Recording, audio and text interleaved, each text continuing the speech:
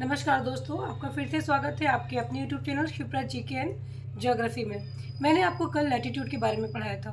Latitude क्या होते हैं और किस तरह से काम करते हैं। तो दोस्तों, जो लैटिट्यूड होता है 0 degree, 23.5 north and south, 66.5 north and south, इनको स्पेशली पढ़ाया जाता है। इक्वेटर के दोनों तरफ जो 10 डिग्री तक की दोनों मतलब 10 डिग्री तक ऊपर नीचे नॉर्थ एंड साउथ में जितनी भी जगह होती है, जितनी भी रेखा खींची गई है दोनों, इनके बीच जितना भी एरिया होता है, ये पूरे एरिया में साल भर सूर्य की किरणें बिल्कुल सीधी पड़ती हैं, जिस कारण से यहाँ पर दोपहर में 12 से शाम के लगभग 4 तक बराबर वर्षा होती है। बराबर वर्षा होने की वजह से यहाँ पर मैक्सिमम जैव विविधता या बायोडाइवर्सिटी पाई जाती है। 23.5 नॉर्थ को ट्रॉपिक ऑफ कैंसर कहते हैं, 23.5 साउथ को ट्रॉपिक ऑफ कैप्रिकॉर्न कहते हैं, 66.5 नॉर्थ को आर्कटिक सर्कल कहते हैं, 66.5 साउथ को अंटार्कटिक सर्कल कहते हैं।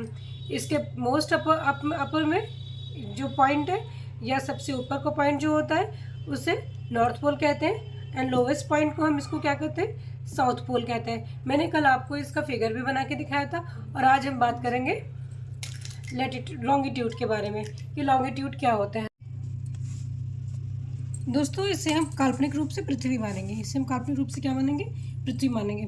मैं आपको अगर लॉन्गिट्यूड या देशांतर रेखाओं के बारे में बात करूं तो मैं आपको पहले इसकी छोटी सी डेफिनेशन बताती हूँ। पृथ्वी की सतह पर निर्मित की जाने वाली काल्पनिक अर्धवृत्ताकार रेखा है जो ऊर्ध्वाधर मीन्स अप टू डाउन, ऊर्ध्वाधर दिशा में ध्रुवों को, ध्रुव means north pole and south pole, ध्रुवों को आपस में जोड़ते हैं। ये काल्पनिक अर्धवृत्ताकार रेखा है जो ध्रुवों को आपस में जोड़ते हैं और अक्षांशों के लंबवत होते हैं। मैंने कल आपको अक्षांशों के बारे में बताया तो जो भी रिवाइज करवाया है, अक्षांशों के लंबवत होते हैं मीन्स यहाँ क्या बनेगा 90 डिग्री।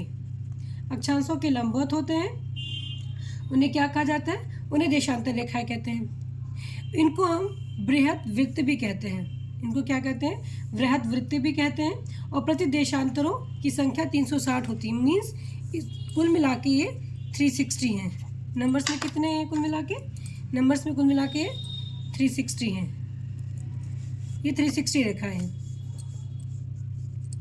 देशांतरों के साथ पूर्वी एवं पश्चिमी गोलार्धों का विभाजन करते हैं। किस हिसाब से करेंगे, वो 0 डिग्री। मान लीजिए ये क्या है आपकी 0 डिग्री, ये 0 डिग्री, ये 1 डिग्री, 2 डिग्री, 3 डिग्री, 4 डिग्री ऐसे जाता जाएगा। और इसके पीछे की साइड से क्या आएगा 180 डिग्री, जो इसके पीछे से ऐसे करके जाता होगा। ये दोनों मिलके क्या करते हैं, अगर देखा जाए तो ये दोनों मिलकर के क्या करते हैं, पश्चिमी गोलार्ध। यदि ये ऐसा है, ये ऐसा है, तो इधर का ये पूरा गोलार्ध क्या हो जाएगा, पश्चिमी गोलार्ध, ठीक। अदरवाइज वेस्टर्न हेमिस्फेयर, और ये हो जाएगा। और इसके अलावा जो इसके पीछे का इधर का बचा हुआ गोला है, ये वाला गोला हो गया आपका वेस्टर्न, और ये आपका हो गया ईस्टर्न हेमिस्फेयर।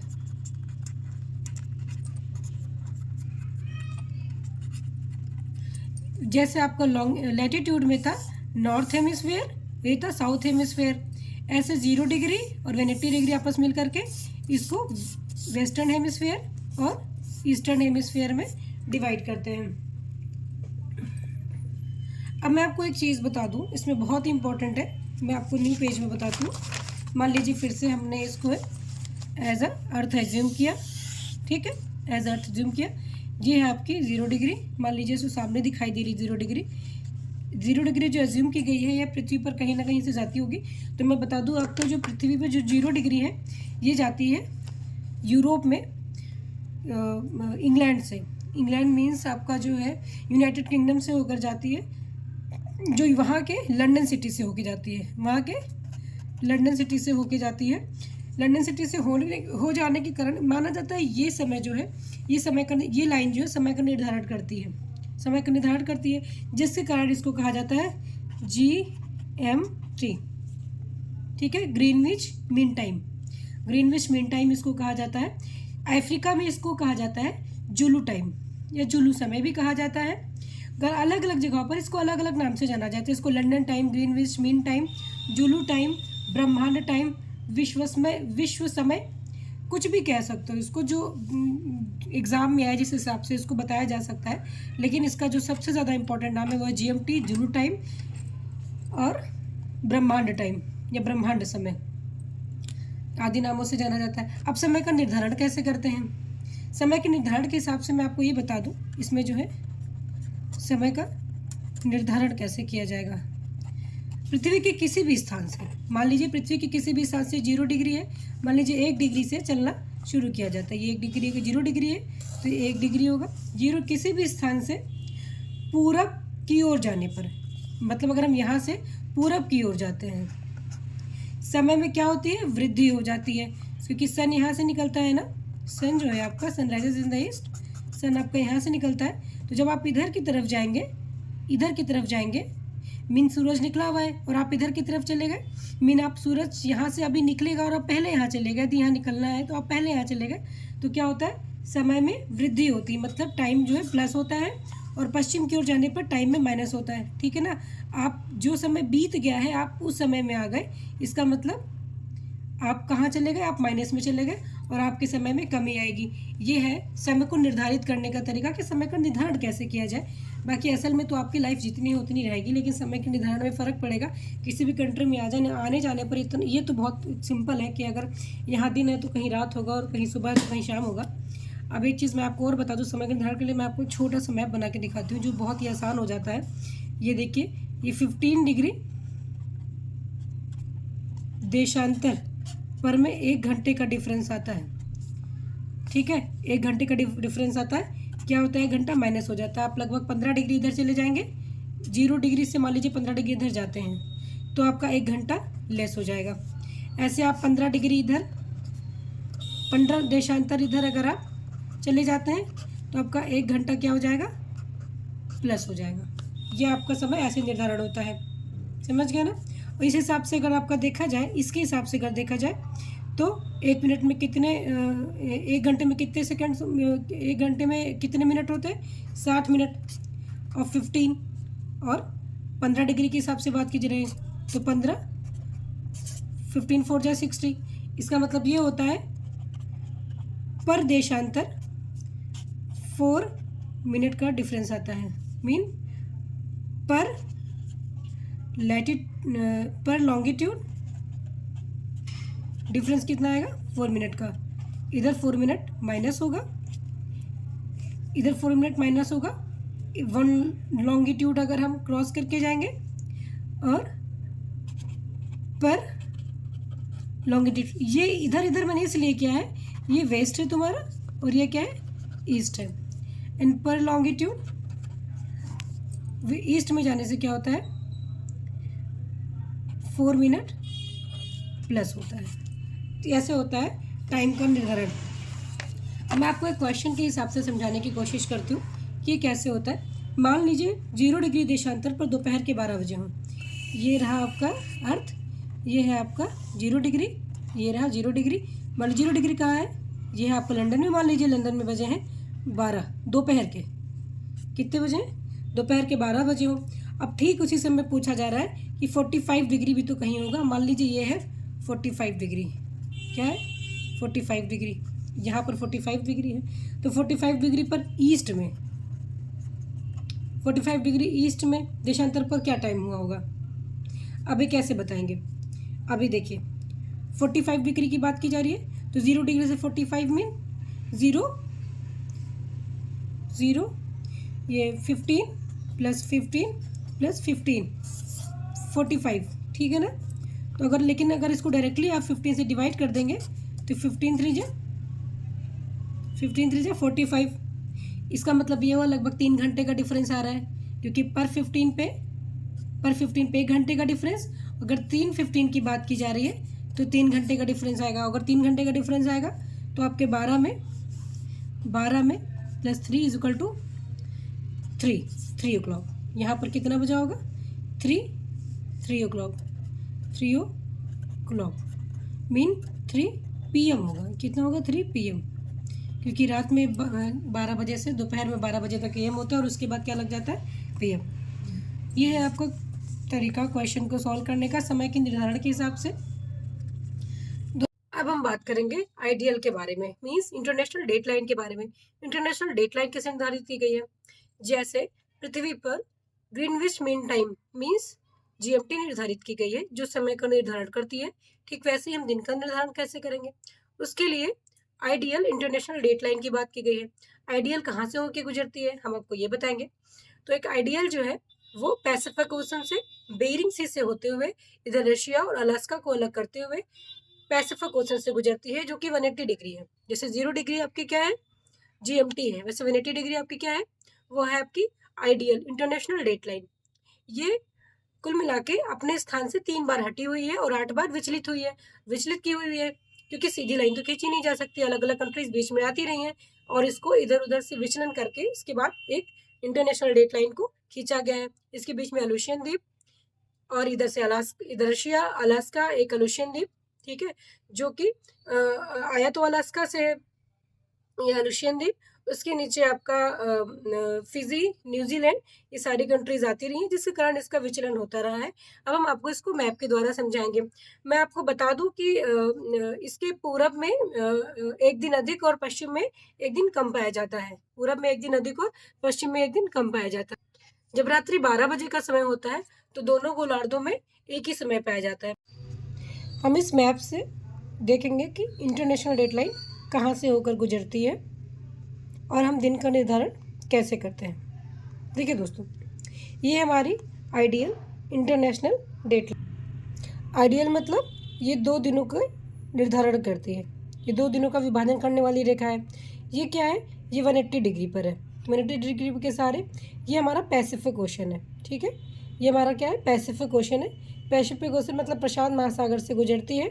इस रेखा को अपने स्थान से 3 बार हटाया गया है, 1, 2 और 3 बार, मतलब ये अपने स्थान से 3 बार विचलित हुई है। जबकि 8 बार विचलित, 3 बार हटाया गया और 8 बार ये विचलित हुई है, मतलब 8 बार ये विचलित हुई है। इसके पूरब में एक दिन कम, इसके पूरब में एक दिन कम तथा पश्चिम में एक दिन अधिक होता है, ठीक है। मैं आपको इस मैप की थोड़ी जानकारी दे दूं कि ये कौन सा मैप है और ये किस प्रकार से इसने किसको किसको डिवाइड किया है। मेनली हम पूछें किस 2 कॉन्टिनेंट्स से डिवाइड करती है, मेनली 2 किन कंट्रीज़ को डिवाइड करती है, तो हम जानेंगे। ये आपका है रशिया, ये आपका क्या है? रशिया। ये रशिया है, मतलब ये आपका एशियन कॉन्टिनेंट, ये क्या है? Asian continent. और ये आपका नॉर्थ अमेरिका है, ठीक है। ये एशियन कॉन्टिनेंट है और ये है नॉर्थ अमेरिका। ये नॉर्थ अमेरिका का अलास्का प्रांत, ये नॉर्थ अमेरिका का अलास्का प्रांत है, जो कि USA का पार्ट है। ये आपका रहा USA और ये है नॉर्थ अमेरिका का अलास्का प्रांत। ये अलास्का और रशिया को अलग करता है। यदि आप यहाँ पर देखेंगे तो ये है अलूशियन द्वीप। ये क्या है? अलूशियन द्वीप है, या अलूशियन आइलैंड है। इसके नीचे आप आएंगे तो ये है फिजी, ये फिजी, और ये है आपका न्यूजीलैंड। ये है फिजी और ये है न्यूजीलैंड, ठीक है। इस तरह से हम देखेंगे ये। और यहाँ पर ये आपका क्या पड़ता है? ये कौन सा सी है? ये आपका है बेरिंग सी, ये आपका बेरिंग सी है। ये जो सी है ये आपके बेरिंग सी है और ये आपका इंटरनेशनल डेटलाइन है। ये 180 डिग्री पे पड़ती है। ये अपने स्थान से 3 बार विचलित हुई, 3 बार इसको अपने स्थान से हटाया गया है और ये 8 बार विचलित हुई है। दोस्तों, यदि देखा जाए तो इस इंटरनेशनल डेटलाइन के इधर रविवार हुआ है तो इधर की तरफ क्या होगा? सोमवार होगा। क्या होगा? सोमवार होगा। ये है आपका कनाडा प्रांत, ये है आपका अलास्का प्रांत, ये है आपका USA, ये है आपका रशिया का भाग, ये आपका है अलूशियन द्वीप, ये आपका है फिजी और ये आपका है न्यूजीलैंड, ठीक है। इंटरनेशनल डेटलाइन पे अगर बात करें, यहाँ पर 6 दिन होगा, तो उस दिन उस सप्ताह में यहाँ पर अगर 6 दिन होगा तो यहाँ पर 8 दिन होगा, ठीक है दोस्तों। अब मैं आपको इसके बारे में कुछ इंपॉर्टेंट चीज़ें बता देती हूँ। जब रात्रि का 12 बजे का समय होता है तो अंतर्राष्ट्रीय तिथि रेखा पर जब रात्रि का 12 बजे का समय होता है तो दोनों 2 गोलार्धों में, इधर और इधर, दोनों साइड में क्या पाया जाता है? एक ही समय पाया जाता है। अंतर्राष्ट्रीय तिथि रेखा 2 दिनों का विभाजन करती है, परंतु इसके विचलित होने के कारण इस क्षेत्र में अधिकतर 3 दिनों की स्थिति भी उत्पन्न हो जाती है विचलन के कारण। यहाँ कोई और डेट, यहाँ कोई और डेट और यहाँ पर कोई और डेट, ऐसी स्थिति भी पाई जाती है। पृथ्वी पर प्रति 15 देशांतर अथवा 1 घंटा एक टाइम जोन निर्धारित किया गया है। इस प्रकार पृथ्वी पर कुल 24 घंटे होते हैं। पृथ्वी पर 24 घंटे होते हैं। यदि भारत की बात की जाए तो भारत में 6वां और 7वां टाइम जोन है। लेकिन पृथ्वी का अगर पहले टाइम जोन की बात की जाए तो 7:30 ईस्ट से 7:30 वेस्ट है। जैसा कि मैंने बताया कि भारत का जो टाइम जोन है, भारत में 6वां और 7वां टाइम जोन है। लेकिन अगर इंडिया के स्टैंडर्ड टाइम जोन की बात की जाए तो वो है 82.5 डिग्री। जो 82.5 डिग्री है इंडिया स्टैंडर्ड टाइम जो है, वो भारत के 5 राज्यों से होके जाती है। भारत के 5 राज्यों में किन राज्यों से होके जाती है? पहला उत्तर प्रदेश, दूसरा मध्य प्रदेश, ओडिशा, छत्तीसगढ़ और आंध्र प्रदेश। ये उत्तर के कहाँ से होके जाती है? उत्तर प्रदेश के गोपीगंज, मिर्जापुर और नैनीपुर से होते हुए जाती है। जो हमारा इंडियन स्टैंडर्ड टाइम है वो GMT से, मतलब ग्रीनविच मीन टाइम से 5.5 घंटा आगे और आइडियल से, इंटरनेशनल डेटलाइन से 6.5 घंटा पीछे है। दोस्तों अब हम बात करते हैं गुरुत्वाकर्षण की या जी की, ग्रेविटी की। तो जो ग्रेविटी है वो 45 डिग्री अक्षांश पर, मतलब लैटिट्यूड पर 9.8 मीटर पर सेकेंड स्क्वायर पाया जाता है।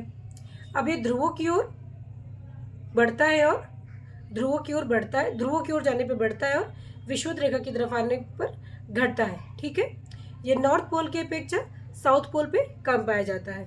ये हमारा गुरुत्वाकर्षण इस प्रकार से काम करता है। इस सतह के अंदर या सतह से ऊंचाई पर जाने पर भी घटता है मतलब मान में कमी आती है। सतह से ऊंचाई में जाने पर, पृथ्वी की सतह से ऊंचाई पे जाओगे तो भी मान में कमी आएगी, पृथ्वी से सतह से गहराई में जाओगे तो भी मान में कमी आएगी, गुरुत्वीय मान में कमी आएगी। दोस्तों मैंने आपको जितना भी पढ़ाया या जितना भी बताया, इन सबको मैं आपको कल की क्लास में दोबारा से रिवाइज करवाऊंगी। अपनी नेक्स्ट क्लास में जब मैं आपको दोबारा कराऊंगी तो मैं पहले पूरा रिवाइज कराऊंगी, उसके बाद आगे बढ़ूंगी। और सर दोस्तों प्लीज़ आप हमारी क्लास को वीडियो को लाइक, सब्सक्राइब और कमेंट करें। मेरे चैनल को, जिसने भी मेरे चैनल को विजिट किया है प्लीज़ सब्सक्राइब करके तभी जाइएगा। आपको यहाँ पे बहुत ही इम्पॉर्टेंट और यूज़फुल इन्फॉर्मेशन प्रोवाइड करवाई जाएगी। ज्योग्राफी पढ़ाया जाएगा, मैं खुद पढ़ाऊँगी। इसके अलावा आपको जीके की चीज़ें बताऊँगी। जीके में जो भी इम्पोर्टेंट होगा पढ़ने के लिए, या आगे चल के मैं इसकी पर्टिकुलर लगातार वीडियोज़ बनाऊँगी, मैं प्लेलिस्ट बना के डालूँगी। और प्लीज़ आप मेरे चैनल को लाइक, सब्सक्राइब, कमेंट और शेयर करिए। Thank you so much.